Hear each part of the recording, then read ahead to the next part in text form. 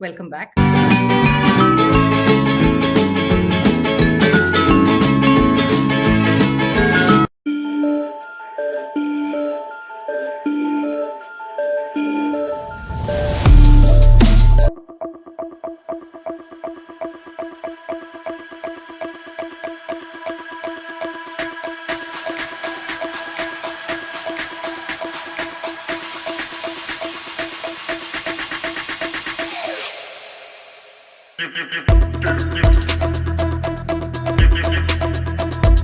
So what is the problem that is existing in the market? The eggs price is consistently rising. So what the company has done is, instead of using 3 eggs for making a cake, they have changed the recipe of the cake and they have decided to use just 2 eggs for each cake. And we know that whenever there is an uncontrollable factor, in this case, what was the uncontrollable factor? The rising price of eggs and the company's subsequent decision to reduce the number of eggs used. Then it is of utmost importance that we have to calculate a planning variance. What do you mean by planning variance? Planning variance are those variances which are caused due to uncontrollable factors. That is, factors which are beyond the control of the company, which results in a planning effect. And in order to evaluate the performance of the departmental managers, it is essential to calculate the operational variance. Operational variance is because of the efficiency or inefficiency of the departmental manager. So basically, these are a result of the controllable factors. That is, those factors which are under the control of the company. Now we will do a very simple problem so that you will be able to understand the concepts better. Okay, so the question goes like this. The original standard specifies 3 eggs per cake and the price of each egg is ₹5. Eggs market price doubled to ₹10. So the cake's recipe has been changed. As you know, there are different recipes for the cake. Some that uses 3 eggs and some that uses 2 eggs for one cake. So as per the new recipe, instead of using 3 eggs, they have adopted a recipe which requires only 2 eggs. So that is what is mentioned in the next part. 2 eggs to be used instead of 3 eggs per cake. Now, the actual production is 10 cakes and eggs actually bought were 40 eggs. So this is the actual quantity bought and used. And the amount actually paid for each egg is ₹9. As per the original budget, they had finalized the price per egg as ₹5 and the number of eggs as 3 eggs as per the original recipe. Now the eggs market price is changed to ₹10 and the number of eggs to be used per cake is 2. So these are the 2 modifications that have taken place. So clearly the original budget or the original standard is defective. If we compare the actual results with the original budget, then the variance that will be calculated will be completely misleading. So definitely we will have to revise the budgets and calculate the planning variance and the operational variance separately. But for the time being, what we will do is we will calculate the variance according to the traditional method. That is, without distinguishing between the planning and the operational variances. Now, what is direct material cost? Direct material cost is the quantity of raw materials multiplied by its price. Now, according to the traditional method, what are we supposed to do? We are supposed to compare the actual cost with the standard cost. That is the original standard. That is the old recipe wherein 3 eggs were used and the price of each egg was ₹5. Now, this actual cost is actual quantity multiplied by the actual price, and the standard cost is the standard quantity multiplied by the standard price. Now, majority of the students make a common mistake. Now, listen to this carefully. Now, the actual cost is for how many units? It is for the actual production, correct? Now, in this particular case, the actual production is 10 cakes. So, the actual cost is for 10 cakes.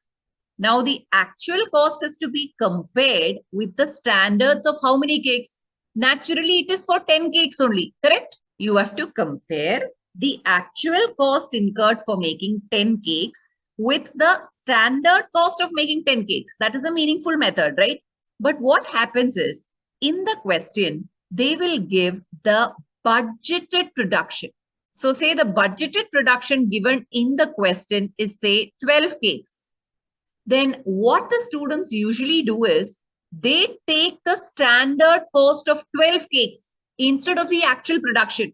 So this is a very, very common mistake that I have seen in all the papers that I have corrected. So what I want you to do in the format is please add what is the quantity of direct material required per unit.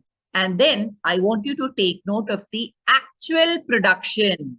In this particular case, the actual production is 10 cakes. Please make a note of it on the very top. Now we will start off with the answer. What is the quantity of direct materials per unit as per the original standard? It is 3 eggs, right?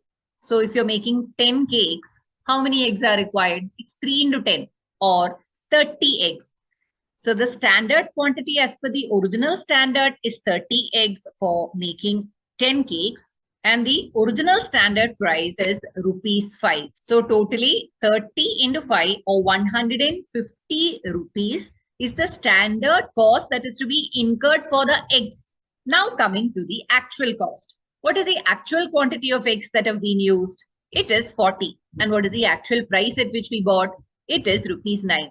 So 40 is the actual quantity and 9 is the actual price. So 40 into 9 or 360 rupees is the actual cost of eggs. Now the standard specifies 150 rupees, but the actual cost is 360 rupees, which means that we have got an adverse variance because we have spent more than the standard. How much more than the standard? 360 minus 150, or we have incurred an extra amount of 210 rupees. Now 210 rupees is because of two reasons. One is we have increased the quantity of eggs that have been used. And the second reason is we have paid a higher price. So the total direct material cost variance of 210 rupees should be divided into two. One is the direct material price variance, and the second one is direct material usage variance. So first we will tackle the price part. How much price did we pay extra? Instead of paying 5 rupees, we have paid 9 rupees. So 5 minus 9, 4 rupees per egg we have given extra. And how many eggs did we buy? We got 40 eggs in that manner. Now the direct material price variance is a formula if you have to write. It is the standard price, that is 5 rupees, minus the actual price, which is 9 rupees, for the actual quantity of eggs which have been bought, that is 40 eggs. So substituting those figures in the formula, we get 5 minus 9 into 40, that's equal to 160 rupees adverse. Why is it adverse? Because we have paid a higher rate than what was prescribed in the standard. So that was direct material price variance. Now coming to the usage or the quantity of eggs that we have used. The standard prescribed 30 eggs, but we used 40 eggs. That is an extra 10 eggs. But we don't want the variance in quantity. That is, we cannot express the variance as 10 eggs. What is the value of eggs that we have used extra? So 10 eggs valued at rupees 5. We always calculate the usage variance based on the standard price. Now, why do you think the usage variance is calculated based on the standard price? Why can't it be valued at the actual price? The reason is simple. This actual price is decided by the purchase manager, and the usage variance is the responsibility of the production manager. If you value the usage variance based on this actual price, then we are unjustly punishing the production manager for a mistake which has been committed by the purchase manager. Just because the purchase manager paid 9 rupees for the eggs, how can you value the usage variance at 9 rupees?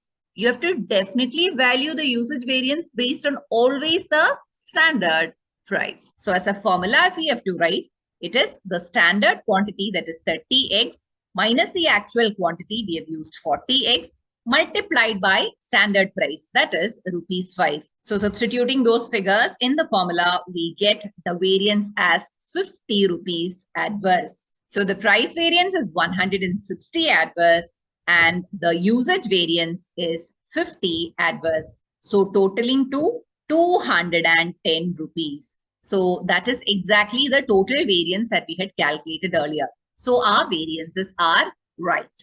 So what we have just completed is the traditional method of calculating the variances. Now we will split it into the planning and the operational variance. Now, in order to find out the planning and the operational variance, we have to find out the defect in the original budget or the original standard. As per the original budget, we were using 3 eggs and the price of an egg was rupees 5. But now the situation has changed. The market price of eggs have increased. Increased to how much? Increased to 10 rupees. So that's the revision. And subsequent to that, what did we decide? We decided to change the recipe of the cake. And we decided to use 2 eggs instead of 3 eggs. So that is a revision in the budget that has taken place. That is, a standard price of eggs has to be changed to rupees 10 and the number of eggs required per unit has to be changed to 2. We will write the revised standard in the middle and the quantity of eggs required as per the revised standard or the revised budget is 2 eggs for each cake. And how many cakes did we manufacture? We manufactured 10 cakes. So the revised standard quantity that should come here is 2 multiplied by 10 cakes or 20 eggs. The revised standard price, we know it is rupees 10. So we key in that too. So we have got the revised standard. Now the difference between the original standard and the revised standard, that is causing the planning variance. And the difference between the revised standard and the actuals is causing the operational variance. Now look at the screen very carefully. We have got 2 standards. One is the original standard and the other one is the revised standard. So I will show you the short forms that we will be using. For the original standard, OSQ denotes the original standard quantity and OSP denotes the original standard price. And for the revised standard, RSQ is the revised standard quantity and RSP, the revised standard price. And for the actual cost, AQ denotes actual quantity and AP denotes the actual price. So first we will split the direct material price variance into the operational variance and the planning variance. Now, whenever you are splitting the direct material price variance into the operational variance and the planning variance, the total of both should tally with the direct material price variance in total. That is 160 adverse. Now, think logically. How did we find out the direct material price variance in total? We compared the original standard price with the actual price, correct? And then we multiplied it with the actual quantity. Now for operational variance, what are we supposed to do? We are supposed to compare the revised standard price with the actual price, that is 10 minus 9. And then you have to multiply it with the actual quantity. So we shall write the operational variance. It is 10, that's the revised standard price, minus 9, which is the actual price, multiplied by the actual quantity of 40 eggs. So if you notice here, what is outside the bracket remains the same. It is only inside the bracket that we have to make the changes. So the answer is 40 favorable. Why? Because the revised standard price had stipulated 10 rupees per egg. But the purchase manager was efficient enough to get the eggs for just 9 rupees. And even when you solve this, you can find that we are ending up with a positive balance, which indicates that it is a favorable variance. And as a formula, if we have to write, it is the revised standard price minus the actual price multiplied by the actual quantity. Now coming to the planning variance. In planning variance, we are trying to find out what all revisions we did in the original budget or the original standard. So what is a revision? Instead of 5 rupees, now we will get the eggs for only 10 rupees. So that's the difference. So that is causing the planning defect. So you have to compare the original standard price with the revised standard price. So 5 minus 10. So that is the extra amount per egg that we have to pay just because of the increase in the market prices of egg. For how many eggs? Definitely for the actual quantity of eggs bought. So the planning variance is 5 minus 10 multiplied by the actual quantity of 40 eggs. Always outside the bracket, it will remain same. It is only inside the bracket that we have to change. So the answer is 200 adverse. And even when you solve this, you're ending with a negative figure. So we can confirm that it is an adverse variance. And as a formula, if you have to write the planning variance, it is original standard price minus the revised standard price multiplied by actual quantity. Let's cross check. The operational variance is 40 rupees favorable and the planning variance is 200 rupees adverse. So the net effect is 200 minus 40 or 160 adverse. That is tallying with the total direct material price variance that we've calculated earlier. So our answers are right. Now we will calculate the planning and operational variance for the direct material usage variance. Now direct material usage variance, in total, we had compared the original standard quantity with the actual quantity, and then we had multiplied it with the original standard price. And we got the answer as 50 rupees adverse. Now we have to split it into the planning variance and the operational variance. Now you know that operational variance, we have to always take the revised standard as a basis. So we have to compare the revised standard quantity with the actual quantity. That is 20x is the revised budget or the revised standard for making 10 cakes. And how many eggs did we actually use for making these 10 cakes? It is 40 eggs. So 20 minus 40 multiplied by 5. That is the original standard price. So the operational variance is 20 eggs minus 40 eggs.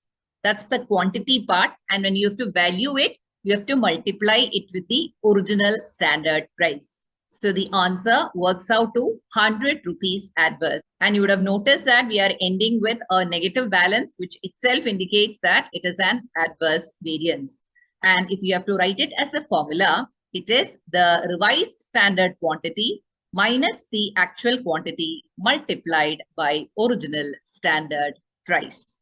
Now moving to the planning variance. Planning variance, what are we supposed to find out? We are supposed to find out what are the revisions that are done in the original plan. So instead of 30 eggs, we are now going to use only 20 eggs for making 10 cakes. So that's the revision, or that is a variance. So the planning variance is 30 eggs, which is the original standard quantity, minus 20 eggs, which is the revised standard quantity. So we get the variance only in quantity terms, that is in the number of eggs. In order to convert it into rupee, we have to multiply it with the original standard price or 5 rupees. So we get the answer as 50 rupees favorable. If you notice here, we have a positive balance, which indicates that the variance is favorable. And as a formula, if we have to write, it is the original standard quantity minus the revised standard quantity multiplied by the original standard price. Always note that outside the bracket, it is always the same, the original standard price. So let's cross-check our answers. Operational variance is 100 adverse and planning variance is 50 favorable.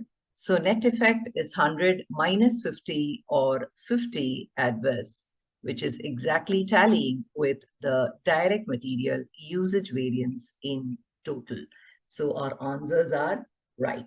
That's it about planning and operational variances relating to direct materials. Stay tuned for the recap ahead.